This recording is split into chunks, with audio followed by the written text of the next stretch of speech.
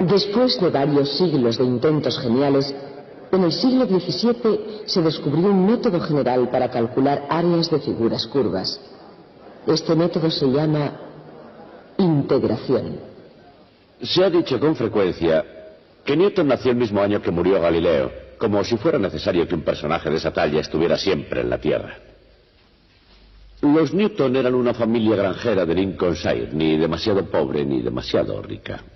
Isaac era un chico un tanto extraño, y cuando su madre se dio cuenta de que era un poco gandul y de que la granja corría el riesgo de poder morirse de hambre, lo único que se le ocurrió hacer por él fue enviarle a la universidad. Si su padre hubiera vivido, Isaac habría sido seguramente un hábil granjero.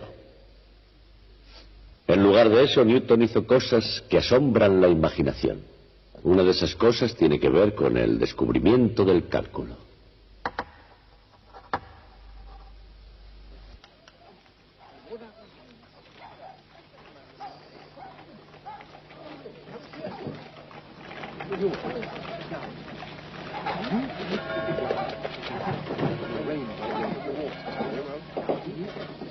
En la segunda mitad del siglo XVII, un excéntrico científico inglés descubrió el cálculo.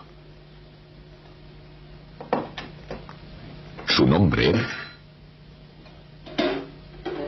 Isaac Newton. Y su descubrimiento no tiene comparación en ciencia y en matemáticas.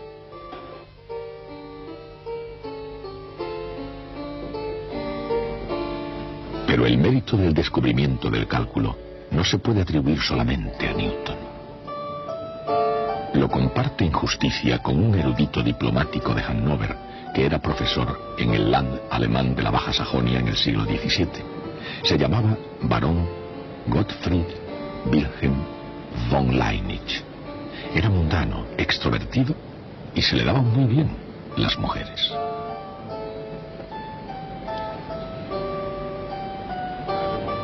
Leibniz era diferente de Newton en casi todos los terrenos, excepto en el de la genialidad. Como Newton, Leibniz fue un matemático prodigioso, pero en cambio, así como el fuerte de Newton era la teoría, Leibniz era más bien de naturaleza práctica.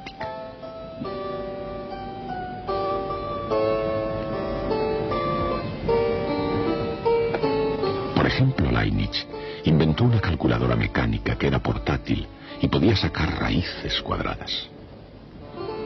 Debido a su invento, se hizo famoso en las cortes europeas y fue invitado a formar parte de la British Royal Society, toda una proeza para un alemán. Pero Wilhelm von Leibniz es recordado por el cálculo, no por su calculadora.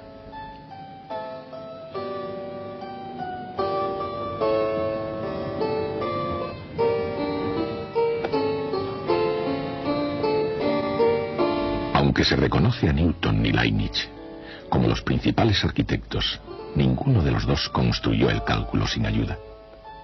Porque, como todas las demás magníficas estructuras matemáticas, el cálculo es una culminación de muchas ideas.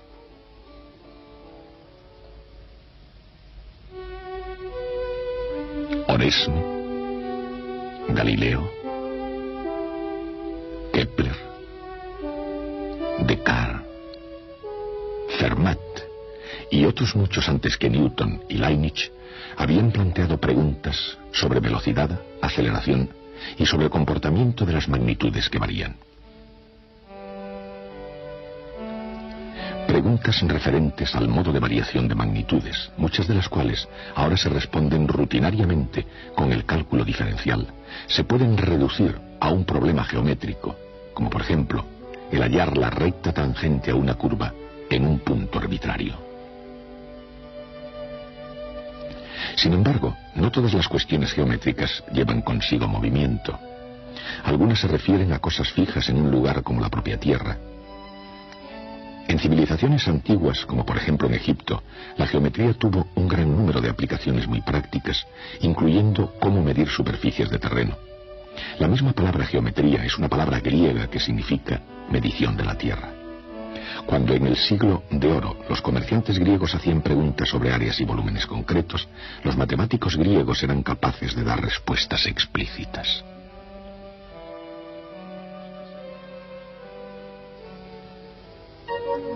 El área de un rectángulo es el producto de su base por su altura. El área de un triángulo es la mitad del área del rectángulo con la misma base y la misma altura. Cualquier figura plana limitada por líneas poligonales se puede descomponer en triángulos y su área es la suma de las áreas de esos triángulos. Pero, ¿cómo se puede hallar el área de una figura curva, de un segmento de parábola o de una figura incluso más exótica? Estas cuestiones matemáticas eran un reto para la mente y el espíritu de los griegos. En un maratón intelectual, que bien se podría haber llamado una carrera de relevos hacia el cálculo, los grandes matemáticos griegos competían con el fin de encontrar un método general de cuadraturas, un proceso para hallar áreas de figuras curvas. Hubo también importantes participaciones de otras culturas, pero en la primera vuelta los griegos quedaron vencedores. Su idea era aproximar la figura curva con polígonos inscritos, intentando llenarla por completo. Solían aumentar poco a poco el número de lados. Esta antigua aproximación griega se llamaba el método agotamiento. Con este método, una aplicación del concepto de límite de una sucesión indefinida, los griegos establecieron para siempre el número estándar de las matemáticas. Y además, casi consiguieron el cálculo. De hecho, si Arquímedes hubiera conocido los símbolos de uso ordinario 18 siglos más tarde, probablemente habría sido coronado con el éxito. En cualquier caso, incluso sin la ayuda del álgebra, realizó un número de descubrimientos espectaculares. Uno de los más notables fue la cuadratura de un segmento de parábola. Designemos por A de t el área entre la parábola y el eje X. Desde X igual a 0 a X igual a t. Arquímedes demostró, mediante un ingenioso argumento geométrico, que ese área es igual a 1/3 de t al cubo, y que es válido en el caso del segmento parabólico. En el avance hacia el cálculo, es solo un caso especial más bien que una forma general. Y para empujar a los eruditos hacia adelante, se necesitaba una matemática más poderosa incluso. Se avanzaba, pero aún tardaría un largo tiempo en aparecer. A principios de los años del 1600, Kepler, un matemático y astrónomo errante, echó de nuevo la bola a rodar. Johannes Kepler calculó áreas y volúmenes de 92 figuras curvas. Se acercó al cálculo, pero como los griegos, tampoco pudo encontrar un método general para todas las figuras y funciones. Pero esta vez no se aplazó la competición y dos franceses cogieron la antorcha, Pierre de Fermat y René Descartes. Combinaron álgebra y geometría, que hicieron finalmente posible describir figuras geométricas con ecuaciones algebraicas. En un sistema de coordenadas rectangulares se puede expresar una recta de pendiente m mediante la sencilla ecuación algebraica y igual a m por x. Y la ecuación algebraica de un círculo sale directamente del teorema de Pitágoras para triángulos rectángulos.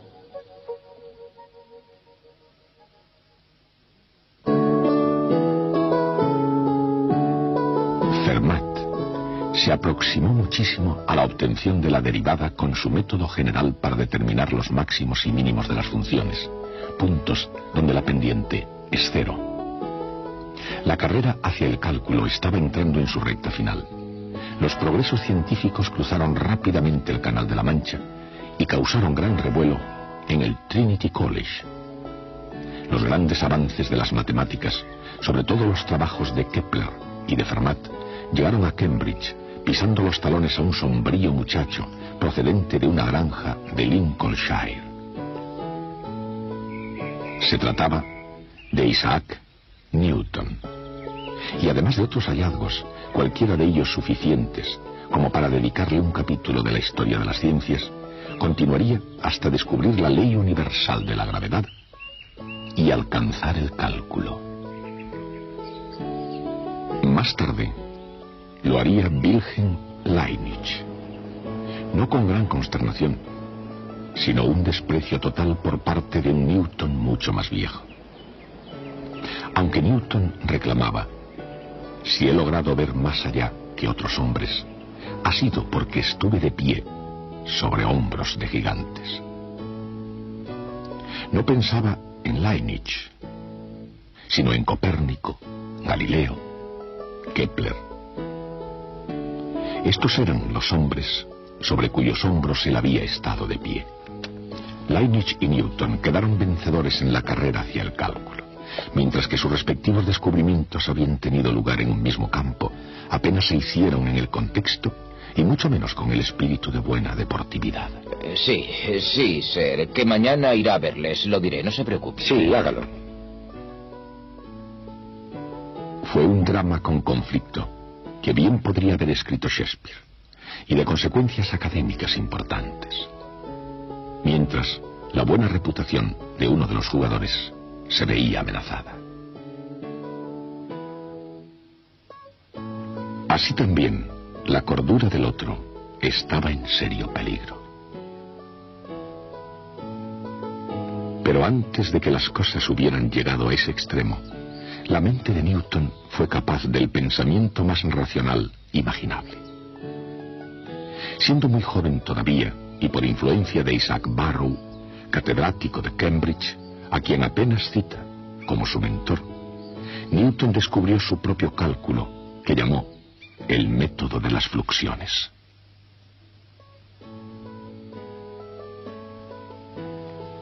Newton vio que el ritmo de cambio de una función da la pendiente de su gráfica, y se dio cuenta de que la pendiente misma genera una nueva magnitud, la fluxión. Hoy, la fluxión de Newton se llama derivada. Esta matemática fue más fuerte que la de los griegos. Tan rápidamente como en el pensamiento de Kepler, y de una manera más flexible que en la obra de Fermat. Con esta matemática Newton explicó el movimiento de los cuerpos en el espacio y ganó la carrera de relevos que había comenzado 2 milenios antes. Esta matemática fue el cálculo. Con todo, Newton se guardó su cálculo durante 30 años para sí mismo. Y la cuestión es, ¿por qué? Nadie lo sabrá nunca con certeza. Pero Newton, científico racionalista, dejó escritas cartas, indicios, confesiones. En sus propias y secretas palabras, revelaba fantasías de quemar a su madre.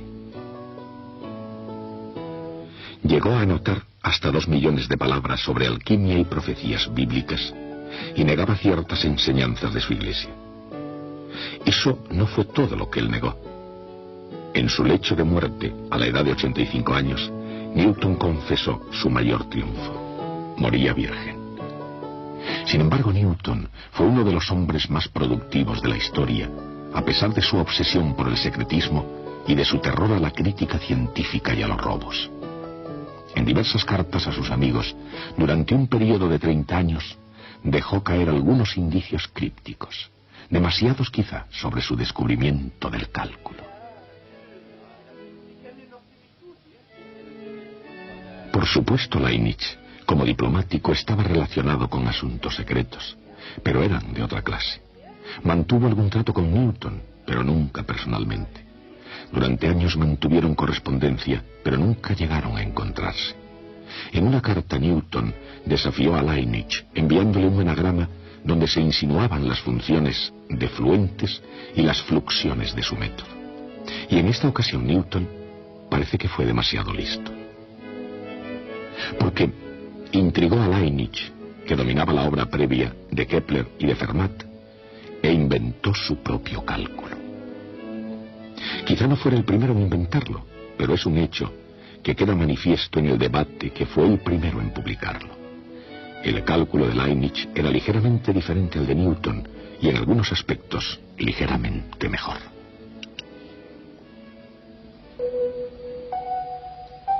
Leibniz llegó a la idea del cálculo de las áreas imaginando una red de pequeños rectángulos.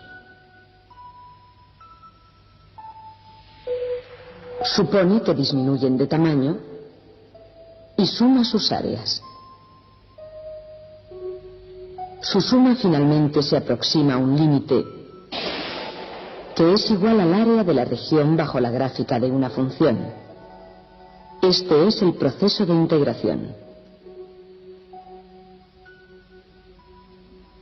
Leibniz lo resumió con el signo integral, una S alargada a partir de la palabra latina summa. Tanto Leibniz como Newton, cada uno un genio con una nueva idea, reconocieron algo que los demás habían pasado por alto. Ellos vieron la sorprendente conexión que había entre integración y diferenciación. Esa conexión tan notable se puede entender al hallar el área de un segmento parabólico. Supongamos que A de t representa el área entre la parábola y el eje X, de x igual a 0 a x igual a t. Esta es una función de t. Intentemos hallar su derivada de A de t. Si el área de 0 a t es A de t, el área de 0 a t más delta t es A de t más delta t.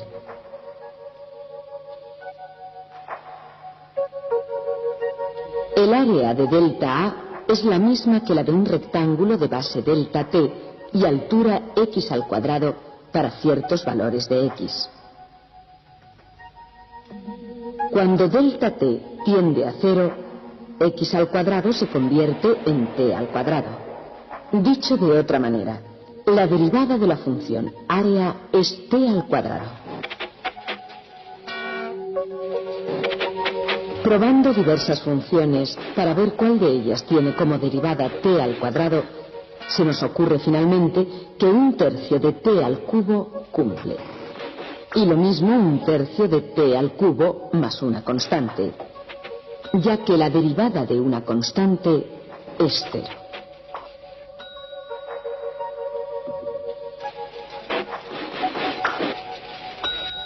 La función área a de t es 1/3 de t al cubo más constante. Como el área es 0 cuando t es 0, la constante es también 0. Pues ahí está, la cuadratura de la parábola, utilizando los cálculos de Leibniz y Newton. En el lenguaje del cálculo, la integral de x al cuadrado de 0 a t es 1/3 de t al cubo. Arquímedes, por supuesto, ya había calculado esta usando un modo geométrico. Pero el cálculo es superior. El cálculo se aplicó no solo a la parábola, sino también a cualquier curva regular. Resuelve el problema de la cuadratura en general y revela la relación tanto tiempo oculta entre integración y diferenciación. Integración y diferenciación son procesos inversos.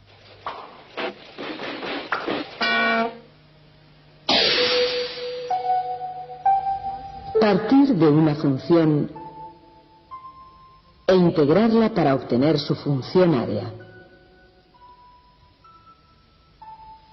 Luego hallar la derivada de la función área.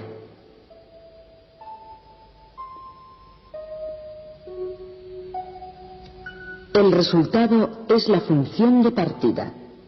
Este fenómeno se llama primer teorema fundamental del cálculo. Por otra parte, la parábola nos ilustra algo más. Primero, el área del segmento parabólico fue calculado desde x igual a 0 a x igual a t. Para hallar el área entre dos valores cualesquiera de x, digamos desde x igual a 1 a x igual a 2, simplemente se resta el área de 0 a 2 menos el área de 0 a 1.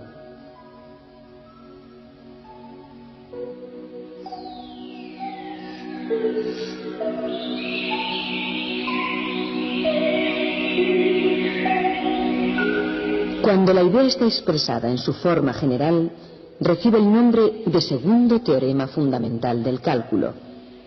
Se enuncia diciendo que una función es igual a la integral de su derivada más constante. Newton y Leibniz se dieron cuenta de que el segundo teorema fundamental, que fue descubierto al resolver el problema geométrico de la cuadratura, también tiene consecuencias importantes en la mecánica de los cuerpos en movimiento. Como la derivada de la velocidad es la aceleración, se puede obtener la velocidad integrando la aceleración.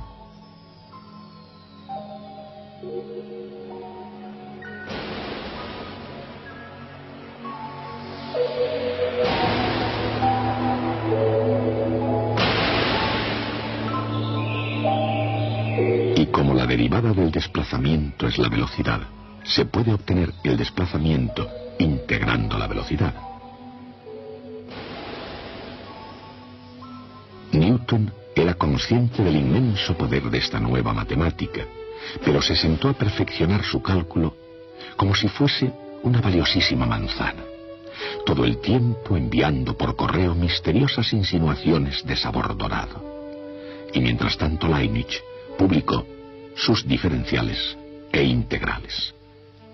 3 años más tarde, Newton, de mala gana, publicó los Principios Matemáticos de Filosofía Natural, los Principia. Y todavía, exceptuando algunas insinuaciones, Newton no reveló nada de su cálculo. Mientras que Newton mantuvo secretos sobre su obra, no se podía decir lo mismo de sus compatriotas, que lo alababan a expensas de Leibniz. Ellos crearon un caos en la Royal Society acerca de quién fue el primero en descubrir el cálculo. La controversia Newton-Leibniz tuvo amargura en el sabor y mezquindad en el espíritu. Y un golpe bajo fue la acusación de que Leibniz había plagiado ideas a partir de las cartas de Newton. Leibniz fue ultrajado y solicitó una audiencia formal. Por supuesto, como Newton mismo era presidente de la Royal Society, Leibniz podía haber hecho un movimiento más sensato. Ha llegado esto para usted, Sir. Gracias. Incluso antes de defender su caso, Leibniz había sido juzgado culpable. ¿Desea enviar alguna respuesta, Sir? No hay respuesta. Gracias, Sir. Y de este modo, Leibniz, que había comenzado su carrera de matemático con la filosofía del optimismo, la acabó con una ecuación de amargura. Cuando Newton supo la muerte del alemán, se vanaglorió diciendo: he destrozado el corazón de Leibniz. Irónicamente, aunque los fluentes y las fluxiones de Newton dominaron Gran Bretaña durante un siglo más, la notación de Leibniz era mejor y se convirtió en el lenguaje universal de las matemáticas. Su símbolo para la integral sugiere una sofisticada idea. La integral es el área de la región bajo una curva y al mismo tiempo es una antiderivada. Y de ese modo, la carrera por el cálculo que había comenzado en la antigua Grecia acabó con un final muy reñido y polémico. Podía haber habido gloria suficiente para los dos ganadores, pero mientras que su gloria no fue compartida, el premio lo fue no entre Newton y Leibniz, sino entre todas las generaciones a partir de entonces. La penetración de Leibniz y Newton y muy especialmente la conexión entre diferenciación e integración, se ha convertido en una herramienta de incomparable valor en matemáticas. Gracias a ambos, los cálculos diferencial e integral son el lenguaje colectivo de la ciencia. El cálculo de Newton se publicó en este libro. Este libro se llama El método de las fluxiones. Trata de la teoría de Newton, sin embargo no está escrito por él, lo escribió John Colson. Por razones que aún no están claras, el propio manuscrito de Newton sobre su cálculo no se publicó nunca durante su vida. Puede ser que el editor fuese un poco lento o simplemente que tuviese problemas para editarlo. A veces pasa eso. El caso es que no salió a la luz hasta 1969. La lucha de Newton con Leibniz sobre la prioridad en el descubrimiento del cálculo no fue la única pelea que tuvo en su vida. Hubo otras muchas. Newton fue un genio, pero no fue un hombre agradable. Una de sus famosas citas fue: si alcanzo a ver tan lejos es porque estoy sobre hombros de gigantes. Quizá fuera así, pero también pisoteó a otra mucha gente. Hasta el próximo día.